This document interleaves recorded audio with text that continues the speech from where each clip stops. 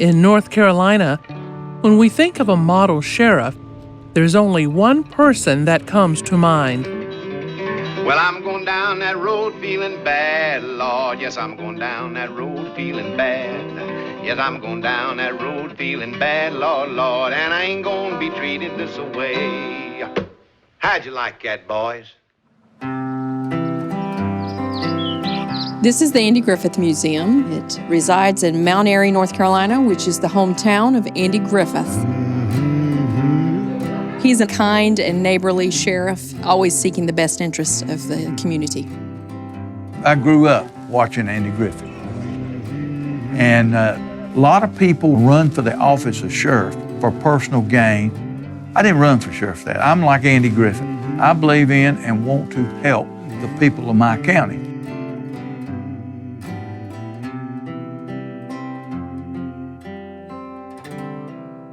My name is Terry Stephen Johnson. I'm Sheriff of Alamance County, North Carolina, and I've been in law enforcement going on 48 years. I've currently been sheriff for 17, getting ready to go on 18.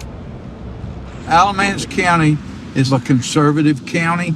The town of Graham, the county seat, is a little bit like Mayberry, North Carolina, when Andy Griffith showed in that most of the people know each other. They care about their community. They care about the people, that live here and the people coming in. And I think it's very important that we keep that type of atmosphere here in Alamance County.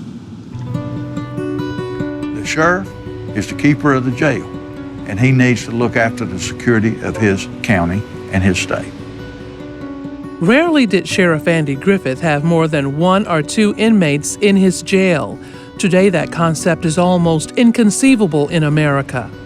In North Carolina specifically, rural county jails have seen an explosion in their jail populations for various reasons. Dawn Blagrove is a lawyer and the executive director of the Carolina Justice Center. Her organization works on criminal justice issues in North Carolina. Sheriffs have an incredible amount of power over what your local criminal justice system looks like. In North Carolina, the sheriff's office is a creation of the state constitution. The sheriff's office is on the same hierarchical tier as the governor's office. So you need to know what they think and where they stand policy-wise and what type of culture they are going to create in your county. Sheriff Johnson would like to think that he creates a culture within Alamance County that resembles that of Mayberry. Andy Griffith was often the only one in town who could see the goodness in people, particularly those who were considered outsiders. Over the last 20 years, the number of Latinos moving into Alamance County has more than doubled, and longtime residents may consider them outsiders. Some critics in the county and state believe Sheriff Johnson's words and actions have created an environment that is hostile towards Latinos, particularly immigrants. The people that we're trying to hold here are criminal, illegal immigrants that is actually raping our citizens in many, many ways. The jails are full all over this nation of immigrants, criminal immigrants, not the people just crossing the border, but people that are coming here for a reason to victimize our children, our citizens with drugs, murders, rapes, robberies, you name it. In the video just shown from early 2019, Sheriff Johnson was asking Alamance County commissioners for $2.8 million. The money would be used to better equip the jail and hire more staff to house detainees for Immigration and Customs Enforcement, or ICE. Funding was approved. We spoke with County Commission Chair Amy Gailey. Why go through the situation with the ICE detainees and holding them here? Well, because there is some kind of financial advantage. Is there money to be made? Yes, by cooperating with ICE officials inside of the state. Our small rural counties taking advantage of that money and that opportunity? Absolutely. more and more federal monies now being increasingly accessed by local law enforcement. And there's money to be made by filling them with immigrants. So there are people who are doing this now who they're not politically motivated, they're financially motivated. 2 or 3 championship teams. The financial payoff seems to be working for Alamance County and Sheriff Johnson. By November of 2019, Sheriff Johnson said he had made $3.6 million from housing ICE detainees. This isn't the first time the county and Sheriff Johnson have worked with ICE. It goes back to 2007, when the Sheriff's Office joined the 287G program. This program deputizes local enforcement officers to perform the functions of federal immigration agents. But in 2012, the Department of Justice, or DOJ, found reasonable cause to file a lawsuit against the Sheriff's Office for engaging in a pattern of discriminatory policing against the Latino community and targeting them for deportation. In 2016, the DOJ settled with Alamance County and dropped the lawsuit. But many citizens in the county and state still feel that Sheriff Johnson's involvement with ICE is detrimental to the community and harms innocent people. Today, Sheriff Johnson is working with ICE again and can hold ICE detainees for up to 90 days. Beyond the cost to taxpayers and the financial cost that comes with being locked up in jail, there is the long-term emotional and mental cost as well. Edith is a resident of Alamance County. We're not using her last name to protect her identity. What started as an unpaid ticket for a traffic violation turned into a day she will never forget. Mi nombre es Edith. He vivido aquí en Burlington por 13 años. Yo vine aquí porque a mí se me murió una niña en México. Y ahí en ese lugar no hay hospitales cerca. Que ahora me siento como más segura con mis hijas. Porque yo tenía mucho miedo antes de venirme de México para acá.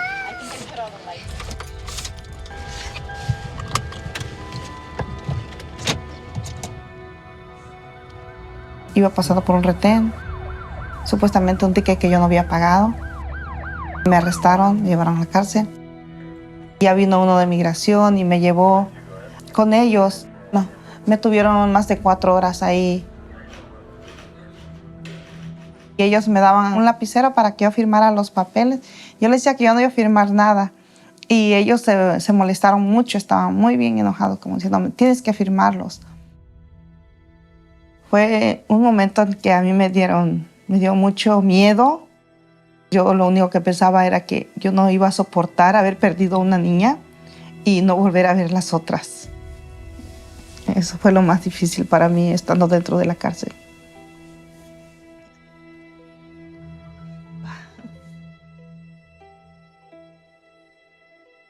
Tal vez no nos van a llevar, pero esos 200 y tantos dólares que vamos a pagar por un ticket que nos dan, a veces eso no está haciendo falta para darle de comer a nuestros hijos. Yo no pienso irme a mi país. Yo quiero seguir aquí, pero también quiero tener una vida mejor, que no tengamos miedo, ni yo ni mi familia latina. Edith is one of the lucky ones. At first, she was presumed guilty, but later she was able to show her documentation to the ICE agent at the Alamance County Jail. She says her teenage daughter still has anxiety and cries when she thinks about that day. I think there's a moral cost to us if we are increasingly putting people in jail who don't belong there, who don't represent any threat to society. In fact, historically would represent a benefit to society. If someone breaks the law, everyone is in agreement that those people need to be apprehended and removed from the streets. But that's not the population we're dealing with now. These are people who are trying to survive. They want to keep their families together and get a foothold in a place where they can thrive. The priority of me, and has always been for me, is to protect my citizens here in Alamance County from all foreign and domestic criminals. And that's what I'll intend to do. If it means filling that jail up doing that, I will fill that jail up doing that. When asked about the difference between those who are hardened criminals and those just seeking asylum who are being held in the detention center, Sheriff Johnson responded, Once you cross the border, you violated a law. If you're deported and then you come back across, that is a felony under federal law. We don't question the individuals that are brought here for us to hold. That is not for us to do. They have legitimate papers to hold these individuals. Laws have been broken one way or the other, and that's what we do. How Sheriff Johnson defines a criminal is up for debate. Many people say residents like Edith, who only want to better their lives and the lives of their families, pose no harm to the citizens of Alamance County. But a sheriff gets to have the last word on this. If our people in this nation would watch Andy Griffith and really truly study the way the people think and the way the people act in law enforcement, I think we could turn some things around in this country. Okay. We'll see you, Rube. Right if you get work. Things in society are changing tremendously now. I'm not sure we got many more Mayberries left. Looking for me? Andy Griffith would have some words of wisdom for us, and I'm sure it would have to do with compassion towards our fellow man. I think Andy Griffith would have us reach out to our neighbors, the people who are already here from these Central American countries. They're part of our community, and they are contributing to our community. So learn more about them, learn about our existing neighbors and our new neighbors, and once we do that, the anger goes away and the compassion can bloom. Sheriff Johnson describes himself as a Mayberry-style sheriff, but the challenges he faces in his rural jail are much more complex. His decisions have a reverberating effect in his community as he stands his ground in the center of a statewide, even national debate over immigration policies.